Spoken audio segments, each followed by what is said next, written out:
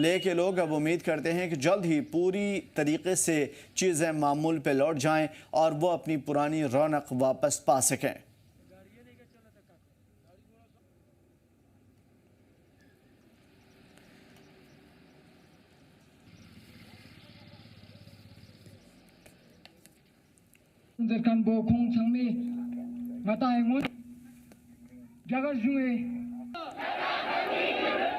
दोस्तों, आज हमारे अनशन के 15वें दिन ये बता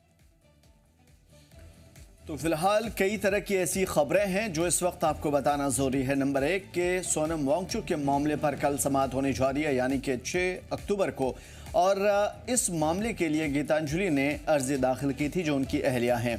उन्होंने एनएसए के तहत गिरफ्तारी को चैलेंज किया था। अब उधर लेह में आज जो कर्फ्यू का लगातार 12वां 13वां दिन चल रहा है, जहां पे हालात नॉर्मल ज़रूर नज़र आ रहे हैं, लेकिन अंदरूनी तौर पे अगर देखा जाए तो हालात नॉर्मल नहीं हैं, क्योंकि अभी भी मुकम्मल आज़ादी नहीं है। 163 लागू है और उसके साथ साथ यहाँ पे मोबाइल इंटरनेट की सर्विसेज भी दुविधा में है। फिलहाल हमारे साथ ख़ास मेहमान डॉक्टर मुतसिफ लद्दाखी हमारे साथ जुड़े हुए हैं, सोशल एक्टिविस्ट हैं, और हमारे नुमाइंदे फिरोज़ हमारे साथ भी जुड़े हुए हैं। डॉक्टर साहब, मैं सीधा आपकी तरफ आऊँगा। फ़िलहाल जो लद्दाख के हालात हैं लेह के, उसके ऊपर सबसे पहले आपके विचार। अब तक जनाब मेरी आवाज़ आ रही है क्या? जी बिल्कुल आ रही है, मैं देख भी पा रहा हूँ, बताइए।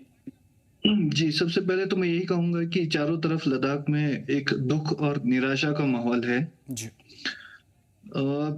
आज 11वां दिन है, एडमिनिस्ट्रेशन की तरफ से कोई सफाई नहीं, कोई इस मामला पर इन्वेस्टिगेशन की बात नहीं हो रही है, तो दुख और निराशा का माहौल है। और दुख का एहसास जो है वो बढ़ जाता है जब हमें मालूम पड़ता है या जब हम लोग सोचते हैं कि जो हमारे लद्दाख के जो एडमिनिस्ट्रेटर्स हैं, जो ऊंचे पदों पे बैठे हैं, जिम्मेदार पदों पे बैठे हैं, एलजी साहब हमारे कविंदर गुप्ता जी, हमारे चीफ सेक्रेटरी कोतवाल साहब, हमारे डीजीपी जमवाल साहब, सारे तीनों जम्मू से हैं। जम्मू तो हमारे पड़ोसी हैं। जम्मू जो है लद्दाख का, सर्दियों में लद्दाख के लोगों के लिए लगभग दूसरा घर जैसा है। आधे से ज्यादा लद्दाख के स्टूडेंट्स जो है, बच्चे हैं जम्मू में, जम्मू वालों के घर में पले बड़े हैं। जम्मू यूनिवर्सिटी से हमने एजुकेशन लिया है, तो यहाँ के लोग तो हमारे दुख दर्द को समझते हैं। मेरे लिए ये मानना मुश्किल होगा कि जम्मू के जो डोगरा समाज है, या जम्मू के सिख समाज है, या जम्मू के लोग जो हैं वो देश के खिलाफ कुछ काम कर सकते हैं। और उसी तरह से जम्मू के लोग लद्दाख के लोगों को समझते हैं। लद्दाख के लोग देश के विरुद्ध या देश के खिलाफ कोई काम कर ही नहीं सकते हैं। तो ये राजनेताओं की कुर्सियों की खेल में आज हम किस मोड़ पे खड़े हो गए हैं कि ये जो जम्मू के 3 अफसर हम यहाँ लद्दाख में बैठे हैं, जम्मू के लोग जिन्होंने हमें समझा है आज तक, जिनके आने से हमें खुशी हुई थी कि जम्मू, अब तो हमारे पड़ोस के लोग आए हैं लद्दाख में मिलकर जो हमारे लद्दाख के लिए कार्य करेंगे या देश के लिए करेंगे, तो किस मोड़ पे आकर खड़े हो गए हैं कि आज 11वें दिन भी इनके पास एक शब्द नहीं है उन परिवारों के लिए जिनके घरों के चिराग बुझ गए।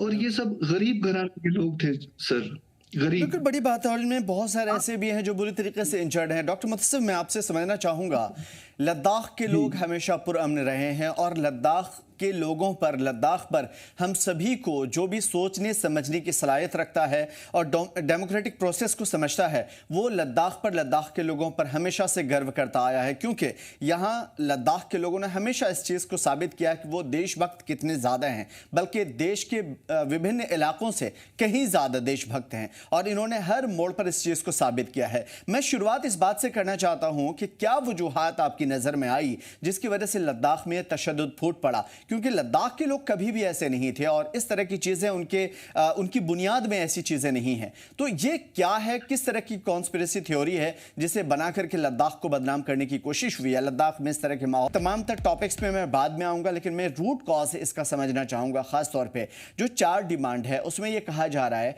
कि स्टेटहुड की मांग अगर आपने की है, अभी पहले आपकी डिमांड यूटी की थी सिर्फ, तो यूटी आपको मिल गया, खुश हो जाइए जनाब। 6 शेड्यूल में थोड़ा सोचा जा सकता है, समझा जा सकता है, लेकिन उसमें भी सेंटर अपने मफाद को पहले देखेगा। यानी कि जाहिर है कि 6 शेड्यूल में अगर आपको देखेगा उन तमाम तर चीज़ों के लिए, तो पहले सेंटर भी अपना मफाद देखेगा। यानी कि उस लद्दाख में क्या कुछ डेवलपमेंट के कार्य हो सकते हैं उनके हिसाब से वो भी देखेगा। पब्लिक सर्विस कमीशन की जो मांग है उसके ऊपर भी गौर करना होगा और उसके ऊपर एक कमेटी ऑलरेडी चल रही है। रही बात पार्लियामेंट में 2 रिप्रेजेंटेशन, तो आखिर क्यों लेह के लिए अलग, यानी बुद्धिस्ट कम्युनिटी के लिए अलग और मुस्लिम शिया मुस्लिम्स के लिए अलग, आप अलग अलग जाविये में लद्दाख करगिल और लेह को क्यों बांटना चाहते हैं? अगर आप ओवरऑल लद्दाख के डेवलपमेंट को चाहते हैं तो फिर लद्दाख को 2 खानों में क्यों बांटना चाहते हैं? तो इसका मतलब यह है कि आपकी जो 4 अहम मांगे हैं उसमें कई जगह इख्तलाफात हैं और लद्दाख के लोग उसमें एक साथ नहीं है, एक प्लेटफॉर्म पे नहीं है। मैं आपकी राय एज ए लद्दाखी समझने की कोशिश करूंगा।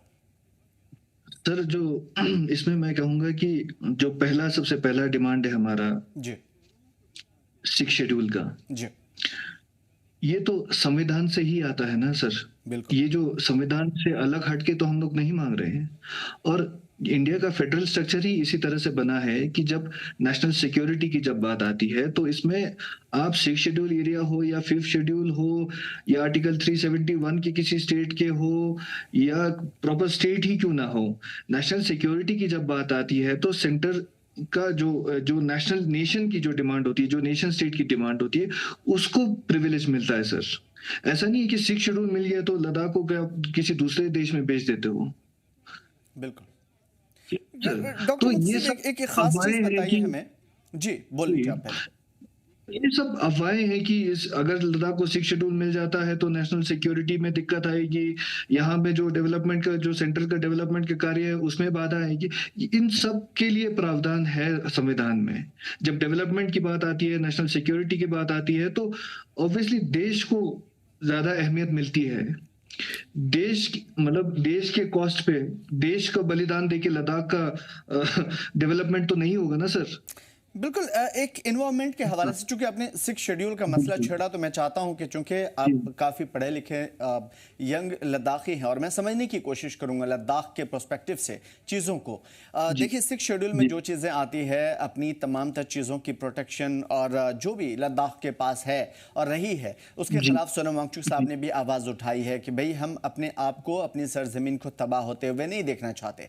अगर आप उन लोगों को जो पूंजीपति हैं, अगर आप उनको यहाँ पे आने वाले टाइम पे इजाज़त देते हैं और लद्दाख के खनीज को, लद्दाख की तमाम तर रिवायत को, लद्दाख की तमाम तर रिसोर्सेज को अगर आप खंगाल डालते हैं और यहाँ से कहीं न कहीं किसी भी सूरत में इसको मैनिपुलेट करने की कोशिश करते हैं, चाहे जायज़ या नाजायज़, सवाल यह है कि आने वाले दिनों में लद्दाख के ऊपर असर पड़ेगा, बल्कि पूरे देश पे इसका असर पड़ेगा। क्योंकि वेस्टर्न डिस्टर्बेंस, वेदर, इन्वायरमेंट, इन तमाम तर चीज़ों का जो असर है और कंडीशन है वो इन चीज़ों की वजह से ही है। अगर आपने इसकी बुनियाद को खोद डाला तो फिर आने वाले दिनों में प्रॉब्लम होगी। सवाल ये है कि जिस तरह की सिचुएशन हम देख पा रहे हैं, आपको क्या लगता है कि 6 शेड्यूल सेंटर को देने में क्या प्रॉब्लम है?